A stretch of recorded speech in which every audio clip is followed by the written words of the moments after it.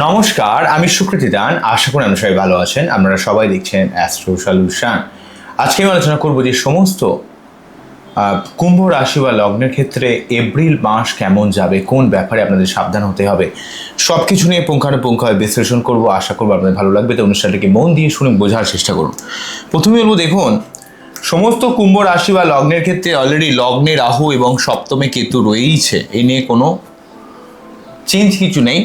তো লগ্ন সপ্তমে রাহু কেতুর প্রভাব সমস্ত কুম্ভ রাশি বা লগ্নের মন মানসিকতা, পাবলিক রিলেশনশিপের দিক থেকে কিছু না কিছু ডিস্টারবেন্স কিন্তু অলরেডি রয়েছে।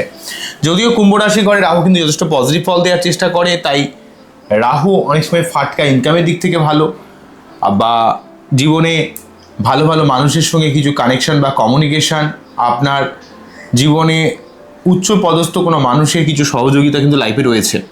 দেখুন, রাহু কেতু এই জায়গাটা কিন্তু 1.5 বছর অবস্থান করে। 2025-এর মে থেকে শুরু হয়েছে, 2026-এর 5ই ডিসেম্বর পর্যন্ত থাকবে। তাহলে রাহু কেতুর এই অবস্থান, পঞ্চমভাবে বৃহস্পতি অবস্থান করছে এই মুহূর্তে, এবং অন্যদিক থেকে শনিদেব দ্বিতীয়ভাবে অবস্থান করছে। তাই যাদের কুম্ভ রাশি তাদের ক্ষেত্রে অলরেডি 7.5 রয়েছে। লগ্ন হলে 7.5 নয়, সেকেন্ড হাউসে শনি থাকার জন্য লগ্নপতি সেকেন্ড হাউসে যদি পরিশ্রম করেন, চেষ্টা করেন, লড়াই করেন, তাহলে অর্থকেন্দ্রিক দিক থেকে অনেকটা হেল্প করবে। এমনকি রাশির ক্ষেত্রেও অর্থকেন্দ্রিক দিক থেকে কিন্তু অনেকটা সহযোগিতা করবে সেকেন্ড হাউসে শনি থাকার জন্য। তো আপনাকে কাজের জন্য বা অর্থ ইনকামের জন্য যথেষ্ট পরিশ্রম করতে হবে, চেষ্টা করতে হবে, লড়াই করতে হবে, নিজের কাজের মধ্যে ডুবে থাকতে হবে। তবেই কিন্তু একটা অর্থের একটা সার্বিক অর্থনৈতিক দিক থেকে অনেকটা হেল্প পাবেন। কিন্তু আপনাকে মাঝে মাঝে একটা মানুষকে বোঝানোর জন্য কথা বলার দিক থেকে কিছু ডিস্টারবেন্স তৈরি করতে পারে। আপনি আপনার নিজের সমস্যাকে অনেক ক্ষেত্রে বোঝাতে পারবেন না, যেহেতু শনি সেকেন্ড হাউসে রয়েছে। আপনার বেশি লোকের সঙ্গে কথা বলতে ইচ্ছা হবে না। এমনিতেই কুম্ভ রাশি বা লগ্নের মানুষেরা অত্যন্ত কাজকে বেশি ভালোবাসেন, কাজের মধ্যে ডুবে থাকতে পছন্দ করেন, বেশি বকতে পারেন না, যা কিছু করেন নিজে থেকে করেন, পরের উপর খুব একটা বেশি ডিপেন্ড করতে পারেন না, একটু নিজের মতো করে 100% পারফেক্টভাবে কাজ করার চেষ্টা করেন, এই ব্যাপারটা রয়েছে। তো যাই হোক, সেকেন্ড হাউসে শনি কিন্তু আপনাকে অর্থকেন্দ্রের দিক থেকে, কর্মের দিক থেকে বা জীবনের সার্বিক ঝামেলার দিক থেকে কিন্তু অনেকটা পজিটিভ ফল দিচ্ছে। পঞ্চমভাবে বৃহস্পতিদেব, যেহেতু এই বৃহস্পতিদেব কিন্তু আপনাদের ক্ষেত্রে একাদশপতি এবং দ্বিতীয়পতি, অর্থকেন্দ্রের দিক থেকে হেল্প করে, সেই বৃহস্পতিদেব নিজের পঞ্চমভাবে থাকার জন্য সন্তানের দিক থেকে, সন্তানের জীবনের উন্নতির দিক থেকে, বা আপনার পড়াশোনার দিক থেকে, আপনার প্রেম ভালোবাসা, আপনার ক্রিয়েটিভিটি বা আপনার ব্যবসা, আপনার বুদ্ধি ইমপ্লিমেন্টেশন, আপনার উপর যে ঈশ্বরের যে হেল্প, সেই জায়গাটা অত্যন্ত পজিটিভ থাকছে বৃহস্পতিদেব যেহেতু পঞ্চমভাবে অবস্থান করছে।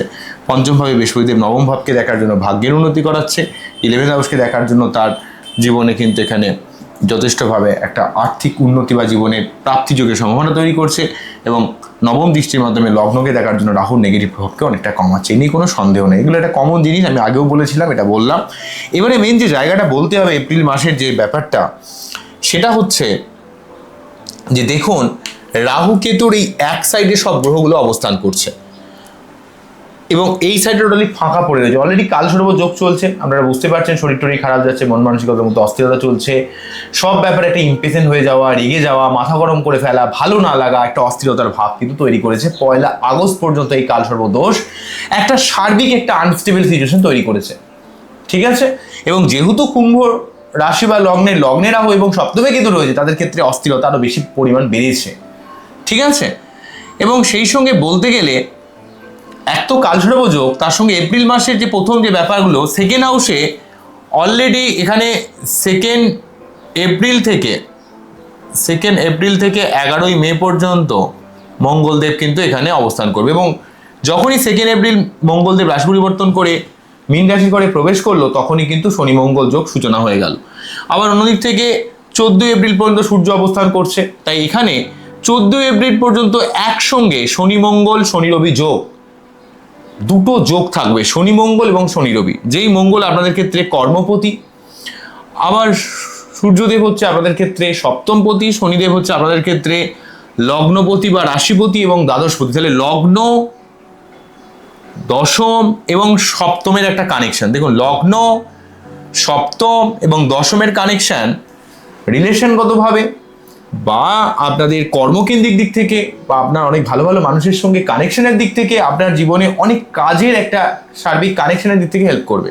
মানুষের সঙ্গে যেমন কাজে একটা কানেকশন থাকবে, তেমন যে কোনো কাজ করার দিক থেকে হেল্প করবে। কিন্তু কথা হচ্ছে শনি মঙ্গল যোগ অত্যন্ত উগ্রতা বাড়িয়ে দেয়, খিটখিটে মেন্টালিটি বাড়িয়ে দেয়, অ্যাক্সিডেন্ট, রক্তপাতের প্রবণতা তৈরি করে, আগুন বিদ্যুৎ থেকে সাবধান হতে হবে। শনি মঙ্গল যোগ মানুষকে উগ্র বানিয়ে দেয়। যেহেতু সেকেন্ড হাউসে শনি মঙ্গল যোগটা থাকবে, এখানে মঙ্গল হচ্ছে যুদ্ধের দেবতা, মঙ্গল হচ্ছে রণংদেহী ভাব, মঙ্গল হচ্ছে আমাদের আত্মবিশ্বাস, আমাদের ঊর্জা শক্তি, এবং মঙ্গল হচ্ছে লোহিত রক্তকণিকা, আমাদের ভূ সম্পত্তি, বিভিন্ন জায়গাগুলোকে মঙ্গল কন্ট্রোল করে। এবং সেই সঙ্গে আপনাদের ক্ষেত্রে এই মঙ্গলদেব কিন্তু তৃতীয় পতি এবং সেই সঙ্গে দশম পতি, কর্মের সঙ্গে এবং কানেকশন কমিউনিকেশনের সঙ্গে অত্যন্ত এটা রিলেট করে।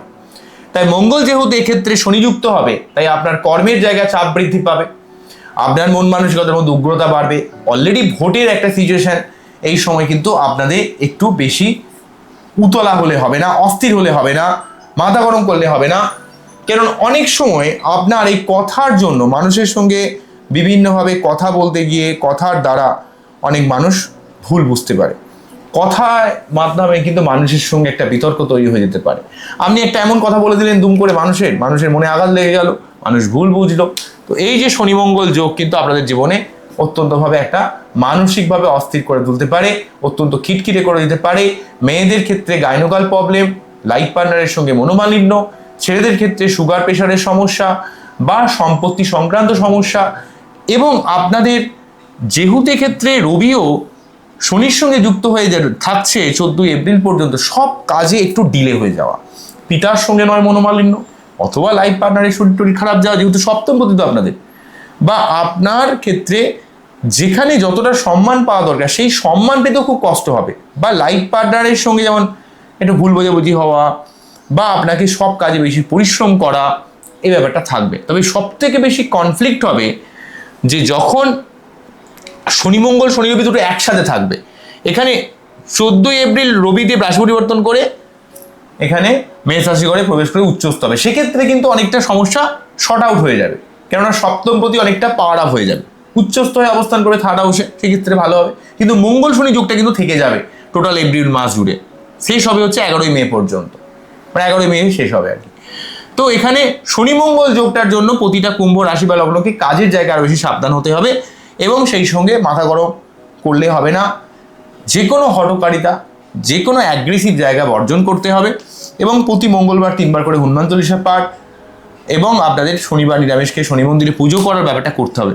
এবং 14 এপ্রিল পর্যন্ত যেহেতু সূর্যদেব নিজে শনির সঙ্গে যুক্ত হচ্ছে, তাই শনি রবি যোগ কিন্তু আপনার এই বীজ যোগ অনেক কাজ লাস্ট মুহূর্তে গিয়ে আটকে যাওয়া, পিতার শরীর স্বাস্থ্য খারাপ যাওয়া, যেহেতু আপনাদের ক্ষেত্রে সপ্তমপতি রবি, সেই রবি যেহেতু শনির সঙ্গে যুক্ত হচ্ছে, তা এই যোগ কিন্তু শনি রবি যোগের প্রভাব আপনাদের জীবনে একটা অতপ্রতভাবে কিন্তু পড়বে। শনি রবি যোগের প্রভাব আপনাকে অত্যন্ত একটা রিজিড বানিয়ে দেবে। যদি এই যোগটা আপনার বাচ্চারে থাকে, তাহলে সমস্যার পরিমাণ কিন্তু আরো বেশি বাড়বে। ধরুন আপনার বাচ্চারে শনি রবি যোগ আছে, তাহলে কিন্তু আপনার মধ্যে মান সম্মান হানি, পিতার সঙ্গে মনোমালিন্য, বা লাইফ পার্টনারের সঙ্গে নয় মনোমালিন্য, অথবা তার শরীর খারাপ, যে কোনো একটা হতে পারে। ঠিক আছে, তো দুটো ফল দেখতে হবে, একটা হচ্ছে সেই ভাবের ফল, যেহেতু রবি আপনাদের ক্ষেত্রে সপ্তমপতি, তার ফলের কথা বলতে হবে, এবং সেই সঙ্গে যেহেতু রবির বেশি কারকতা হচ্ছে আমাদের মান সম্মান, পিতা, আমাদের ইমিউনিটি পাওয়ার, তো এখানে রবি ডিস্টার্ব থাকার জন্য 14 এপ্রিল পর্যন্ত একটা শরীর টরিও মাঝে মাঝে খারাপ হয়ে যায়, একটুতেই শরীর টরি খারাপ যাবে। ঠিক আছে, তো সেকেন্ড হাউস নিয়ে আমাদের বেশি ভাবতে হবে, কারণ সেকেন্ড হাউসে অনেকগুলো গ্রহের সমন্বয়, অর্থ ইনকামের দিক থেকে অনেক হেল্প করবে, কিন্তু উগ্রতা বাড়াবে মঙ্গল শনি যোগের জন্য, হঠকারিতা বাড়াবে। আবার রবি শনি যোগের জন্য আপনাদের একটা গোয়ার মেন্টালিটি, রিজিড মেন্টালিটি বানাবে। ধরুন আপনার বাচ্চারে শনি মঙ্গল যোগটা রয়েছে, তাহলে কিন্তু আপনার অস্থিরতা বাড়বে। ধরুন আপনার বাচ্চারে শনি মঙ্গল যোগ নেই, তাহলে কিন্তু সমস্যাটা অন্যদের ক্ষেত্রে যতটা বেশি হবে, যাদের রয়েছে তাদের মতো আপনার এতটা হবে না, হবে জিনিসটা কিন্তু এতটা হবে না। কিন্তু যদি আপনার বাচ্চারে শনি রবি যোগ থাকে, তাহলে দেখবেন যে কোনো গভর্নমেন্ট রিলেটেড কিছু কাজ করতে সবসময় একটা সমস্যার মধ্যে পড়তে হবে। অন্য অফিসিয়াল কাজে কিছু করতে একটু মনোসংযোগ রাখলেন না, তাহলে দেখবেন সেই কাজটা মিলবে না। ঠিক আছে, এবং আপনার পিতার একটা ইগো নিয়ে কথা বলবে, আপনারও গায়ে লেগে যাবে, আপনিও কথা বলে ফেলবেন, এবং কথা খুব মানে একদম স্টেট কাট হয়ে যাবে। তো এই সময়টাতে একটু সাবধান থাকুন 2 এপ্রিল থেকে 2 এপ্রিল থেকে 14 এপ্রিল পর্যন্ত, কারণ শনি মঙ্গল শনি রবি দুটো একসাথে রয়েছে। এবং আপনাদের অবশ্যই এই সময় প্রতি শনিবার নিরামিষকে শনি মন্দিরে পুজো দেওয়ার কথা যেমন বললাম, প্রতি মঙ্গলবার 3 বার করে হনুমান চল্লিশার কথা যেমন বললাম, তেমন কিন্তু প্রতিদিন সূর্য প্রণাম অবশ্যই করবেন। এবং আপনার বার্থডে যদি রবি কোনোভাবে ডিস্টার্ব থাকে তার সঠিকভাবে প্রতিকার প্রতিবেদন করতে হবে, কারণ এই সময় রবি এবং মঙ্গল খুব ডিস্টার্বে রয়েছে। এমনকি দেখবেন শনিও কিন্তু প্রচণ্ড ডিস্টার্বের মধ্যে পড়ে আছে। শনিও কিন্তু এই সময় অত্যন্ত অস্থিরতার মধ্যে রয়েছে। শনিও কিন্তু আপনাদের খুব চাপের মধ্যে পড়ে রয়েছে, কারণ এখানে মঙ্গল এবং রবির যে প্রভাবটা সেটা কিন্তু শনি ভালো চোখে নিচ্ছে না। শনির একটু ডিস্টার্ব হচ্ছে, শনি একটু অস্থিরতা ফিল করছে, এই ব্যাপারটা কিন্তু রয়েছে। বোঝা গেল কি বললাম? তো আমি যদি পরিবর্তনের কথা বলি যে 19শে এপ্রিল পর্যন্ত শুক্রদেব থার্ড হাউসে থাকার জন্য আপনার অনেক কানেকশন কমিউনিকেশন তৈরি করবে। আপনার অর্থের দিক থেকে অনেকটা হেল্প হবে, যেহেতু নবমপতি তৃতীয়ভাবে রয়েছে। তো ভাগ্যপতি এখানে তৃতীয়ভাবে থাকার জন্য আপনার একটা ভাগ্যের বিশেষ সহযোগিতা আপনি লাভ করবেন। আর্থিক দিক থেকে, কানেকশনের দিক থেকে, পরাক্রমতার দিক থেকে, নতুন কিছু করার দিক থেকে কিন্তু অনেকটা হেল্প কিন্তু আপনারা পাবেন। অন্যদিক থেকে বুধ রাহু যোগ রয়েছে। বুধ আপনাদের ক্ষেত্রে যেহেতু পঞ্চমপতি এবং এই বুধ যেহেতু আপনাদের ক্ষেত্রে অষ্টমপতি, বুধ লগ্নে থাকার জন্য আপনাকে সঠিকভাবে বুদ্ধি প্রয়োগ করে যে কোনো সমস্যা থেকে বার করে আনার সাহায্য করবে। বুধ এবং রাহু যখন একসঙ্গে থাকে আপনার একটা অন্য লেভেলের কমিউনিকেশন স্কিল তৈরি করবে। আপনি এমন কিছু কথা বলবেন, এমনভাবে আমি মানুষকে বোঝাবেন যে বোঝানোর পাওয়ার একটা অত্যন্ত বাড়িয়ে দেবে। তার জন্য কিন্তু আপনি কথার মাধ্যমে অনেক সমস্যা থেকে বেরিয়ে আসবেন। কিন্তু বুধ রাহু যোগ মাঝে মাঝে আপনাকে খুব খিটখিটে করে দেবে।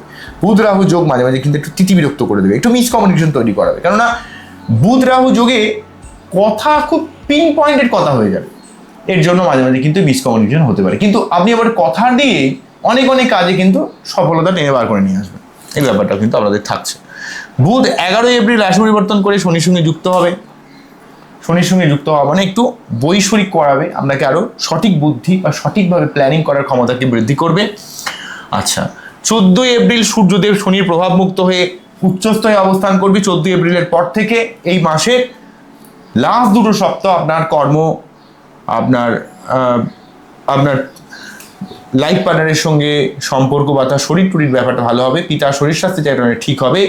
আপনার মান সম্মানের জায়গাটা অনেকটা ঠিক হবে, ঠিক আছে। আর 19শে এপ্রিল পর্যন্ত শুক্রদেব নিজে কিন্তু আপনাকে নতুন কাজের দিক থেকে, নতুন প্ল্যানিংয়ের দিক থেকে অনেকটা হেল্প করবে। আবার এখানে 19 এপ্রিলের পর শুক্রদেব চলে আসবে হচ্ছে এই ঘরে। শুক্রদেব এখানে বৃষ রাশির ঘরে গিয়ে সক্ষেত্রী হবে এবং সেক্ষেত্রে সক্ষেত্রী হওয়ার জন্য ঘর বাড়ি সংক্রান্ত ব্যাপারে একটা পারিবারিক শান্তি প্রদান করবে।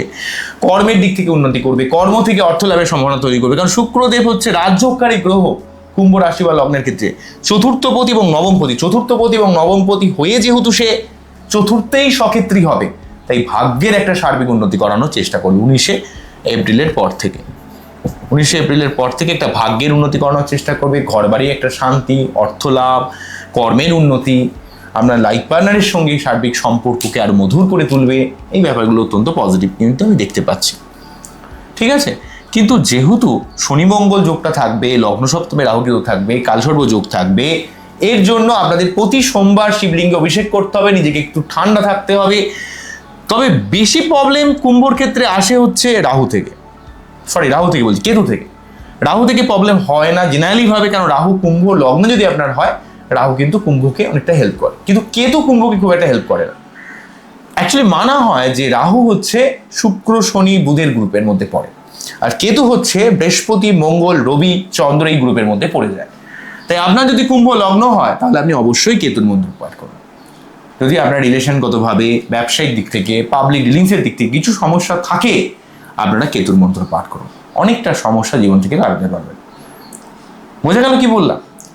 তো আজকে এখানেই থামছি, আবারও দেখা হবে নতুন কোনো ভিডিও নিয়ে। আপনারা খুব ভালো থাকুন, অ্যাস্ট্রো সলিউশন দেখতে থাকুন। নমস্কার, থ্যাংক ইউ।